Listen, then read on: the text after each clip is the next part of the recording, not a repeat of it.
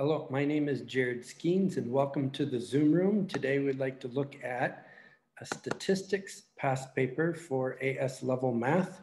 So AS level statistics 1, May-June 2020, paper 53. This is part of the new syllabus cycle.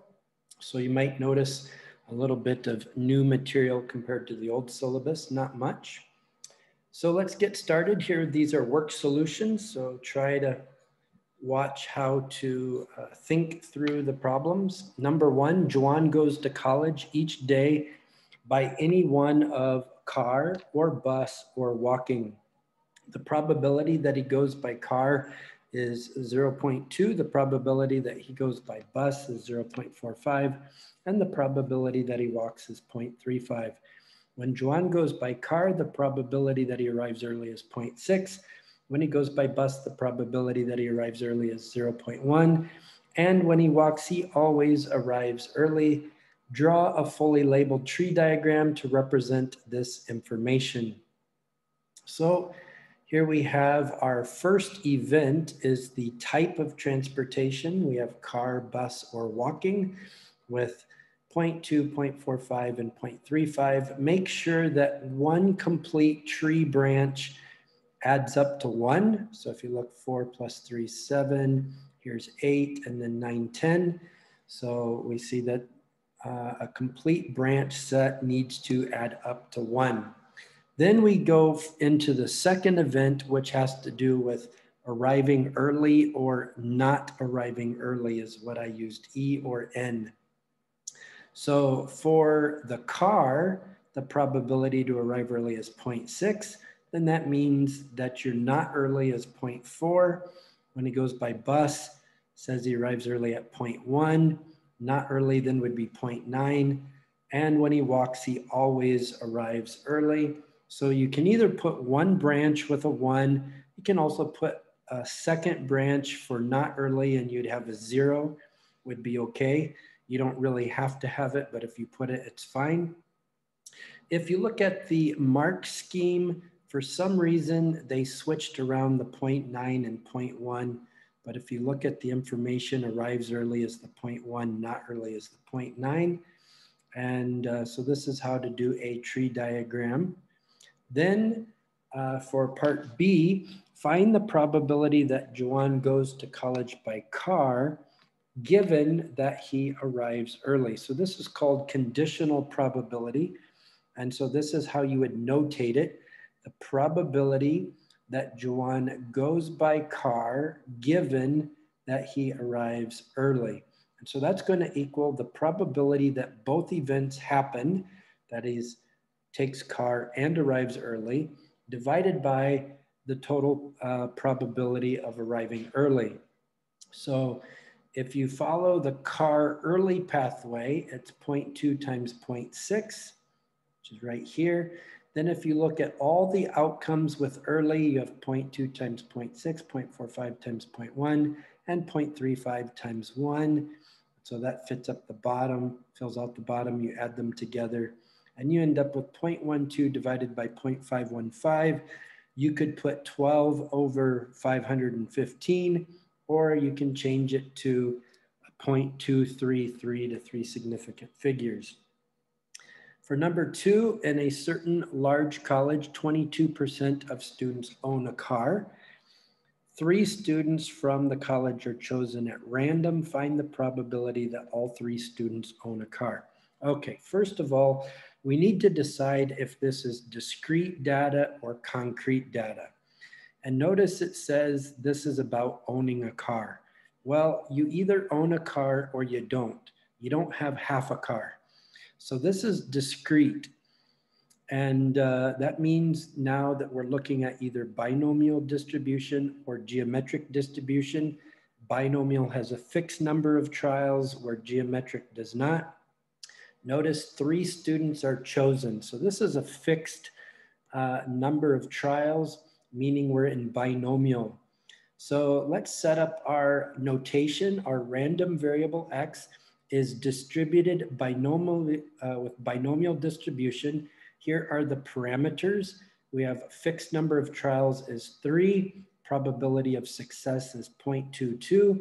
And even though it's not technically a parameter, I like to put on the side what is sometimes referred as to the Q, the 0.22, your probability of success being the P, and the Q being your probability of failure, 0.78, which is just 1 minus the success. Then the notation for our probability, find the probability that our random variable is equal to 3. Because it says there's 3 students, find the probability that all 3 own a car. So we just put this directly into our binomial distribution formula, which by the way is in your formula sheet. So we have 3C3 with 3 probabilities of success, no probabilities of failure, and we end up with 0.0106. Now remember, it goes to 3 significant figures. Zeros on the left, meaning on the left of other digits or other non-zero digits. Zeros on the left are never significant. Zeros in the middle, that is between non-zero numbers, are always significant. And then zeros on the right are only significant if the decimal is expressed. So this first 0 does not count towards our significant figures. The 1, the middle 0, and the 6 are the 3 significant figures. So be careful doing that. Letter B, 16 students from the college are chosen at random. Find the probability that the number of these students who own a car is at least 2 and at most 4. So we basically have the same notation up here, except our number of trials is now 16 instead of 3. The probability of success and failure are the same, and our probability is now at least 2, that means greater than or equal to 2, and at most 4, meaning less than or equal to 4.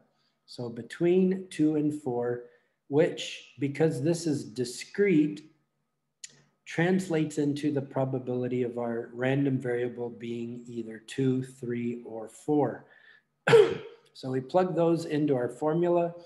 We have 16C2, that is 2 probabilities of success and 14 failures, plus 16C3, which is 3 probabilities of success and 13 failures, plus 16C4 with 4 probabilities of success and 12 failures. Here you have the decimal equivalents of each of those 3 parts of the formula. And when you add them all together, you get 0.631. On to number 3, in a certain town, the time, X hours for which people watch television in a week has a normal distribution with mean of 15.8 hours and standard deviation of 4.2 hours. Well, they've already told us it's normal distribution, but it should also make sense that because you're dealing with time, as in the number of hours watched, that is continuous data. In other words, you're not locked into 1 hour increments, but that you can have a decimal or fraction of an hour of watching TV. So for part A, find the probability that a randomly chosen person from this town watches television for less than 21 hours in a week. So here we have a random variable is distributed normal with normal distribution with a mean of 15.8 and a variance of 4.2 squared. So notice these are the parameters for normal distribution. The mean was given. It gave us standard deviation, but the parameter is actually variance. So if they give you standard deviation, you need to put the square on it. And the probability is that the random variable is less than 21 hours, for less than 21 hours of watching TV. So we take our little x here, which is the 21, plug it into our standardization formula, which is z equals x minus the mean over the standard deviation. Make sure you just take the standard deviation, 4.2. You work out the standardizing formula and you get 1.238. Then you need to put that into the phi z chart. So you should have a Cambridge formula sheet. MF19 is the formula sheet for the new syllabus. And at the very back of it, you will see the phi z chart. If you do not have one in front of you, you can also look it up on the internet. Just do phi parentheses z chart for statistics, and you should be able to find it on the internet. So when you look it up, you're going to see numbers in a column on the far left, numbers at the very top, and then at the far right on the top, you'll also see a third set of columns with numbers at the top. So the 1.2 you see on the left, the 3 you'll see directly above at the top, and the 8 you'll see further to the right on the top in those extra columns. So when you cross 1.2 with 3, you get 0.8907. When you look at the 8 in the far right column and cross-reference it with this 1.23, you'll find you need to add an extra 0.0015 or extra 15 to the end of the number, and you get 0.8922, or in other words, 89% chance of having someone watch less than 21 hours per week. Part B, find the value of K such that the probability of a random variable is less than K equals or comes out to 75%. So we rewrite our notation here, our random variable distributed normally for the parameters of mean 15.8 and the variance 4.2 squared. So we have our probability that our random variable is less than K is going to equal 0.75. This is actually like the answer to the question as far as the probability goes. Take our K, we put it into our standardization formula. So K minus the mean divided by standard deviation equals, and now we're going to find the Z going the back door. So we can't find it from here going forward. So we're going to go through the back door, take our probability, look it up in the phi Z chart. Now, when you're looking up the probability are the numbers in the middle of the chart. So you're looking for 0.7500. And when you look at it, you're going to find 0.674. So the 0.67, the 0.6 is on the left. The 7 is above. When you cross-reference that, you're going to get something a little less than 0.75, 0.74 something something. So what you want to do is ask yourself what value do you have to add to it to get it up to 0.75?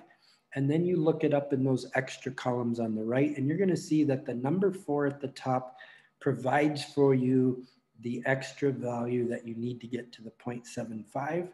So you should end up with 0.674 when you look that up in your phi Z chart. Then it's just a matter of solving for K, multiply the 4.2 to the other side, add the 15.8, and then if you put it as 3 significant figures, K is 18.6, meaning 75% of the people watch less than 18.6 hours of TV. Number 4, a fair 4-sided spinner has the edges numbered 1, 2, 2, and 3. So remember, fair means that each of these 4 values have an equal chance of showing up after the spin. Then we have another fair 3-sided spinner has edges numbered -2, -1, and 1. Each spinner is spun and the number on the edge on which it comes to rest is noted. The random variable X is the sum of the 2 numbers that have been noted. So we're going to make ourselves a little chart over here. On the top, we have the first 4-sided spinner, 1, 2, 2, and 3. And then on the left, we have the 3-sided spinner, -2, -1, and 1. And then our random variable is sum, or adding those together. So here we have the sums on the inside, -2 and 1 is -1, -2 plus 0 is 0. We get another 0, and then we get a 1. So all of this in here in the middle is the summing of these corresponding values. Then it says, draw up the probability distribution table for X. So on the left, this is your typical notation for a probability distribution table. On the top, you have the little x, which are the possible values that X can take. And then on the bottom, you have the probability that your random variable actually comes out to that particular value. So notice out of these 3 times 4, there are 12 values here. Okay, remember these outside ones are the spinners itself. The inside ones are the sum. So there are 12 values. There is 1, -1. Notice there are zeros. There's 1s, 2s, 3s, and 4s. So here for the X, the possible values that X can take, that is the possible sum values, are -1, 0, 1, 2, 3, and 4. And then on the bottom is the probability. So there's 1 out of 12 for the -1. There are 3 out of 12 for the 0. You don't have to reduce the fraction to 1/4. You can if you want to. I prefer not to, so I can add it all up at the end very easily. For the 1, there are also 3 out of 12. For the 2, there's only 2 out of 12. For the 3s, there's 2 out of 12. And for the 4s, there's only 1 out of 12. So the reason why I don't reduce it is because I like to quickly add it up and make sure it equals 1. That way, I can kind of double check to make sure I haven't made a simple mistake somewhere. If it all adds up to 1, you probably did it correctly. Moving on to part B, find var X. That means the variance of X. It's a measure of spread. But in order to do variance of X, we need to do the expected mean. We need to do that first. So to find expected mean, you just add up the sum of each X value times its probability. So we have -1 times 1/12 plus 0 times 3/12 plus 1 times 3/12 plus 2 times 2/12 plus 3 times 2/12 plus 4 times 1/12. And all that comes out to 4/3. So 4/3 are, or 1 1/3 would be your expected mean or your expected average. So for var X, we go back and we take all the X values squared times their probability, add them up, and then subtract the mean squared or the E of X squared. So here we have our -1, 0, 1, 2, 3, and 4 all squared, all multiplied by their respective probabilities, added all together, and then we subtract the mean squared, the mean being the E of X squared. So all of the sum part here is 23/6 minus 16/9, which is the 4/3 square. And that comes out to 37/18. So 37/18 is just a little bit over 2 point something. And that is a measure of spread. Part 5, a pair of fair coins is thrown repeatedly until a pair of tails is obtained. So first of all, a pair of tails is discrete. You either have a pair of tails or you don't. So that's discrete data. So that means it's either binomial or geometric distribution. And the fact that you keep doing it until you obtain a successful result means you're doing geometric. So the random variable X denotes the number of throws required to obtain a pair of tails. So find the expected value of X. Well, this is actually in your formula sheet. The expected value of X for a geometric distribution is 1/p. So first you need to find out what P is, P being the probability of success. Well, if you're gonna get a pair of tails from a pair of coins, pair meaning 2 coins, and you want both of them to be tails, it's gonna be 1/2 to get a tail on the first one, times 1/2 to be a tail on the second. meaning you have a 1 in 4 probability of getting two tails, or which is referred to as a pair of tails. So that's your probability of success.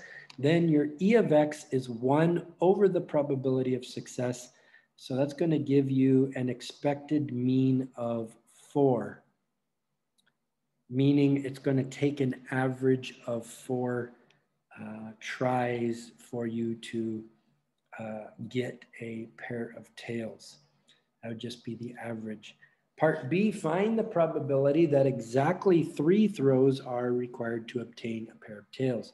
So this time we're going to use our notation. The random variable is distributed geometrically with a probability of success of 1/4. That's the only parameter that geometric distribution has, is just the probability of success. I, again, prefer to write the probability of failure on the outside, so that's 3/4. And it wants us to find the probability that we obtain the pair of tails on the 3rd throw. So if it's on the 3rd throw, then that means the first 2 throws are failures. So we have 2 failures and the 3rd throw is a success.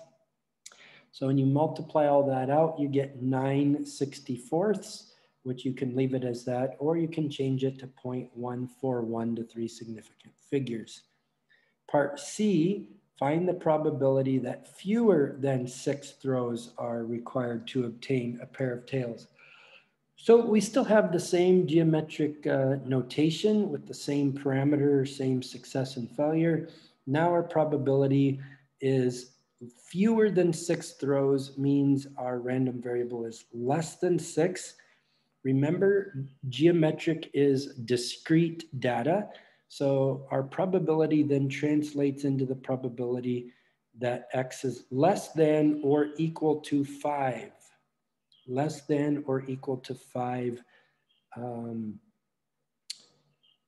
chances, and you have to get a pair of tails in those 5 chances. So another way of saying this is you cannot fail 5 times. Okay, you cannot fail 5 times. If you have to have a success somewhere less than 6, meaning it could be the 1st, it could be the 5th, it just means you cannot fail 5 times. So the not is the 1 minus, the fail 5 times is the 3/4 to the 5th power, and that gives you 781 over 1024, or 0.763 to 3 significant figures.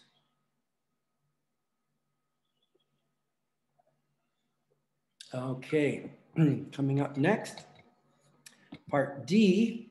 On a different occasion, a pair of fair coins is thrown 80 times. So now we have a fixed number of trials. So this switches us over to binomial. It's still discrete data, but now we're dealing with binomial distribution because we have a fixed number of times that they're being tossed. Part D, use an approximation to find the probability that the pair of tails is obtained more than 25 times. Well, first we got to deal with the fact that it's binomial distribution to start with. So we have a random variable distributed binomially with the parameters of 80, fixed trials, and a probability of success 1/4, and the 3/4 is still the probability of failure. Then our probability statement is that our random variable X is greater than 25. And remember, binomial is discrete, so we need to change that so that we can see the equal to. So the probability of X would be greater than or equal to 26, because 26 is the next integer up from 25. Now that we've done that, we need to check out this approximation. What it means is to use normal to approximate binomial. Now, it doesn't ask us to justify, but let's just check anyway. If you take 80 and multiply it by 1/4, you get 20. That is greater than 5. And if you also take 80 times 1/4, which is 20 times 3/4, That's n times p and n times p times q. 20, 3/4 of 20 is 15. That is also greater than 5. If both of those calculations are greater than 5, then you are justified in using the normal to approximate the binomial. So since we've justified it, we now want to rewrite our notation in normal distribution form. So our random variable x is now distributed normally with the parameters. Remember, we need the mean, that's n times p, which is 20. And we also need the variance, which is npq. I just remembered the npq is 15. That was not part of the justification. N times p is greater than 5, and also n times q is greater than 5. So n times p is 20, n times q is 60. Both of those are greater than 5. That's the justification. For the parameters, you have n times p and n times p times q for the parameters.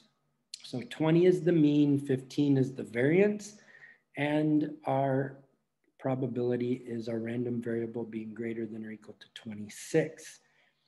Now we need to do our continuity correction. This little CC stands for continuity correction. When we are in binomial, our 25 and 26 and even 27 are discrete values. There's gaps in between. So what we want to do to make it continuous, we're going to do 0.5 on each side. So it's 25.5, 26.5. Now, since this says greater than, meaning you're going like from left to right, you need to start on the less than side in order to include the 26. Because if you go greater than 26.5, you miss the 26. So we need to go greater than 25.5.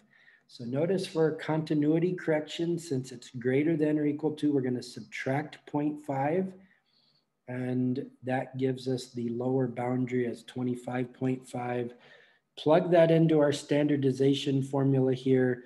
25.5 minus the mean, which is the 20, divided by standard deviation. Remember, the 15 stands for variance. So to get standard deviation, you need the square root of the variance. So that's root 15. Calculate that, you get 1.42. You look up that in your phi z chart, the 1.4 being in the left column, the 2 being in the up above the row at the very top. Cross-reference those and you get 0.9222. But then notice this is a greater than. Your phi z chart only does for less than, so we need to do a 1 minus the probability at the end. So don't forget those little details about the phi z chart. One is it only does less than. Another one is that your probability that you look up in the table starts at 0.5000. And the other one being, if you end up with a negative z, it only does positive z's in the phi z chart, but your positive z and your negative z are symmetrical, so you can do 1 minus to fix those as well. So in this particular case, we just had one of those extra details.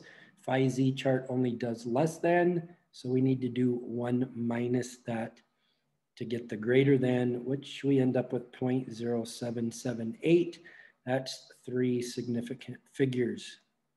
Going on to number 6, the annual salaries in thousands of dollars for 11 employees at each of 2 companies, A and B, are shown below. So notice there's 7 values each.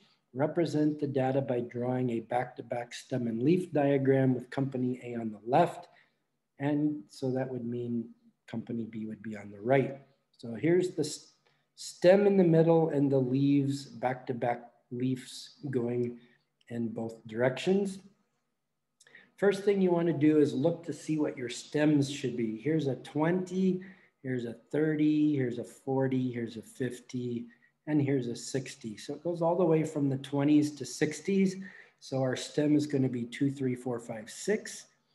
Then we put it into the second number goes into the leaf. So 20 goes with the 6. The 7 goes here. We need to look here. There's a 1 first. Whoops, we need the 3s. Here's 3s. Here's a 0. Here's a 1 on the 31. Here's a 5 on the 35. And here's an 8 on the 38. Then we move to the 4s. Here's a 1. Here's a 2 on the 42. Here's another 2. You need to write them separately. Here's a 7. And here's a 9. And then for the 5, it's just 52. Then for A, thankfully, they put these in order, so you don't have to look around too much. There's no 2s. There's a 0, 2, and 5 for the 3s, for the 30 stem. And then for the 4s, there's a 1, 1, 2, 7, and 9. 1, 1, 2, 7, and 9. Starting at the stem and moving out towards your left. Then a 2 and a 3 for the 5 and a 4 for the 6. So this is our stem and leaf. We also need to create a key. So I just went to the first place that has both sides, both the left and right hand side of your stem and leaf. So I use 0, 3, 0. I prefer to have different numbers. Notice if you use this one, you get 1, 4, 1, 2, 5, 2. You can, if you want to, put like 0, 3, 1 or 0, 3, 5. You can pick different values. I just usually use the ones closest to the stem. So I picked 0, 3, 0. Means this is 30,000 because up here it says it's annual salaries in thousands of dollars. So 30,000 for employee A and also 30,000 for employee B in company B. Part B, find the median and the interquartile range of the salaries of the employees in company A.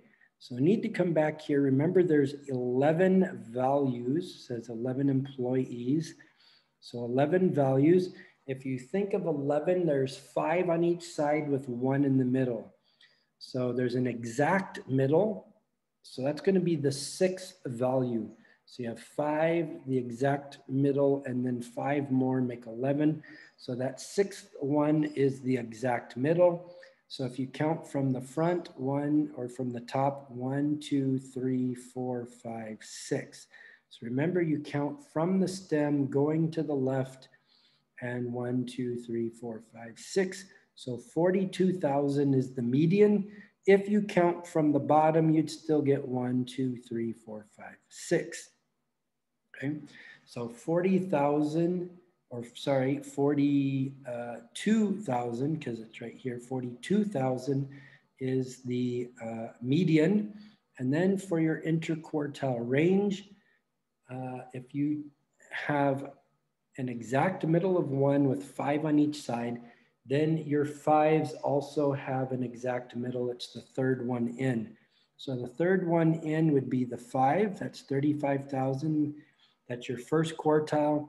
Your 3rd quartile is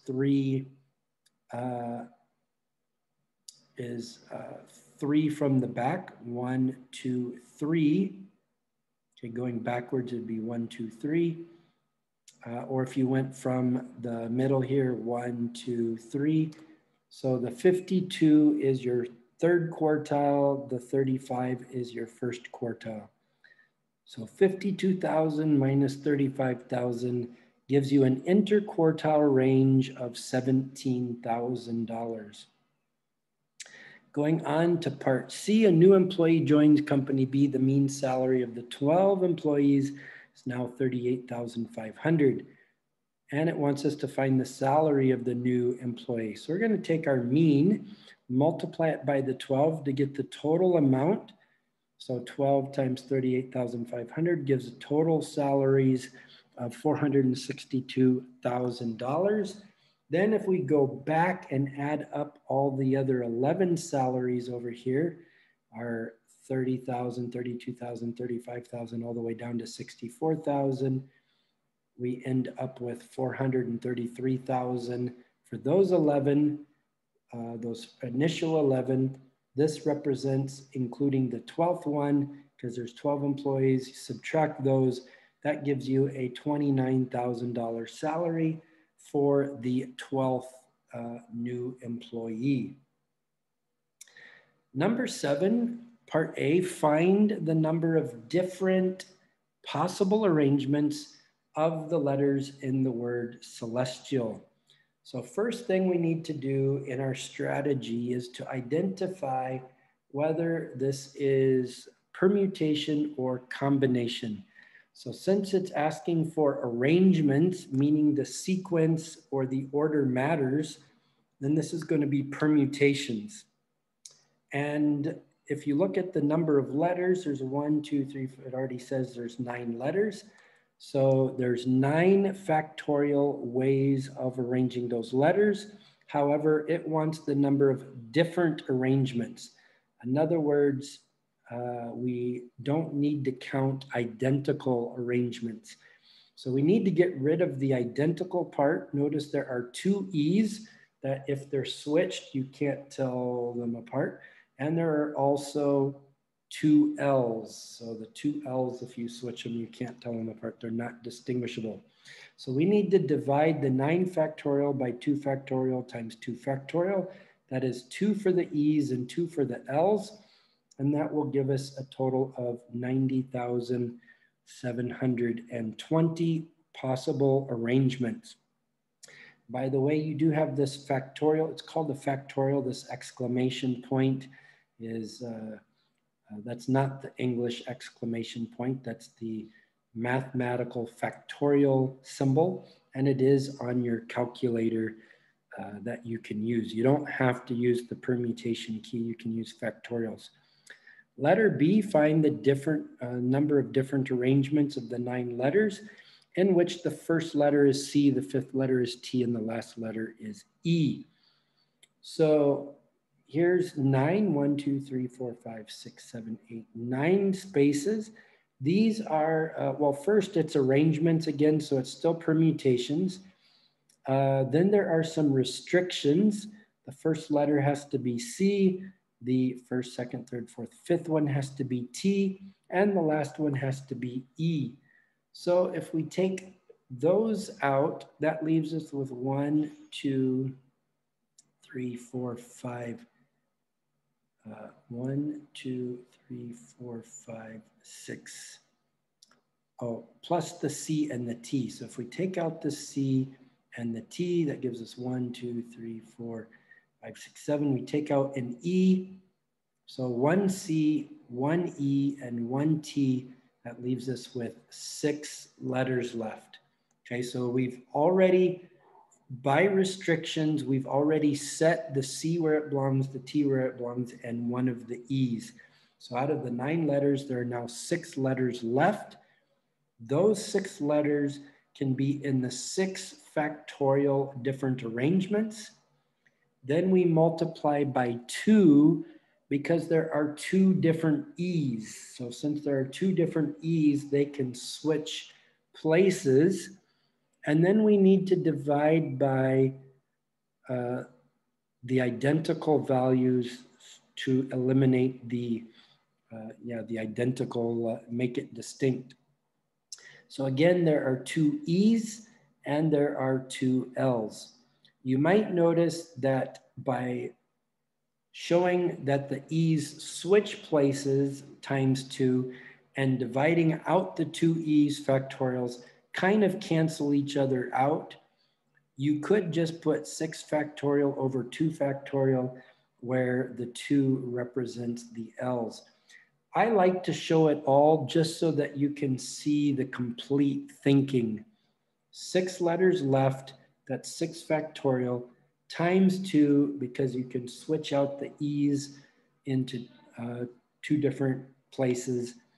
Then divide by, to eliminate the identicals, 2 L's, 2 E's. That gives you a total of 360 arrangements that are different. Part C, find the probability that a random chosen arrangement of 9 letters in the word celestial does not have the 2 E's together. Well, there's two things that we're doing. We're finding not two E's together, arrangements, how many arrangements that don't have two E's together. And we're also doing probability, meaning we have to divide by the total number of values. So let's start here with not two E's together. So if we take out the two E's, that leaves us with 7 letters left, a C, an L, S, T, I, A, and L. Because they cannot be together, we need to put spaces in there. Notice we end up with 1, 2, 3, 4, 5, 6, 7, 8 spaces, 7 letters. That does not include the E's because we need to drop them in separately. So the 7 letters gives us 7 factorial different arrangements of those 7 letters. Then the first E now has 8 spaces that you can drop it into. So that's times 8. Once you've dropped an E in, then that leaves 7 other spaces for the second E. So times 7 divided by your identicals. There's 2 L's and 2 E's.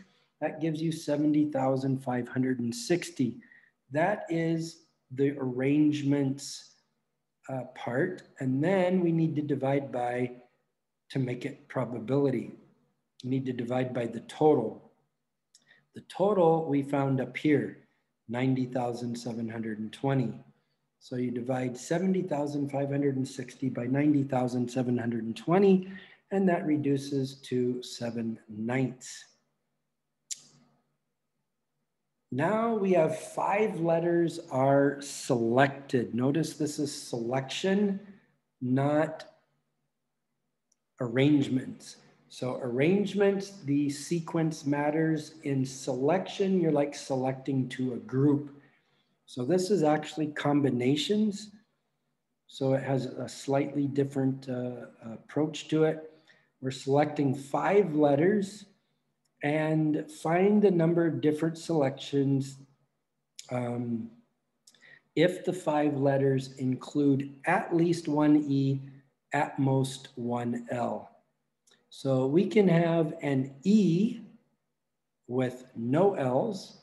We can have a double E because it says at least 1 E. So we can have both E's and no L's. Or we could have 1 E with an L, and we could also have 2 E's with an L. Notice it's at most 1 L. We can't have both L's in the same one. So this is called cases. We're making cases based on the restrictions. It has to have at least 1 E, so it can either have 1 or 2, at most 1 L, so we can have 1 or none. So in this first case, that leaves 4 spaces available. There are, if you take out the E's and the L's, because we've already set those in place, that leaves you 5 letters left. So 5 choose 4 gives you 5 different combinations for this. Then for the second one, there's 3 slots, 5 choose 3, that's 10 possibilities there. We also have an EL with 5 choose 3, or 10 possibilities. And we have the EEL, so now we have 5 choose 2, which also happens to be 10. You add those up, you get 35 different, like say, selected groups of 5 letters in the group. And that takes us to the end of this statistics, May-June series 2020, paper 53. And again, as always, thank you for joining me in the Zoom room, and I hope to see you again next time.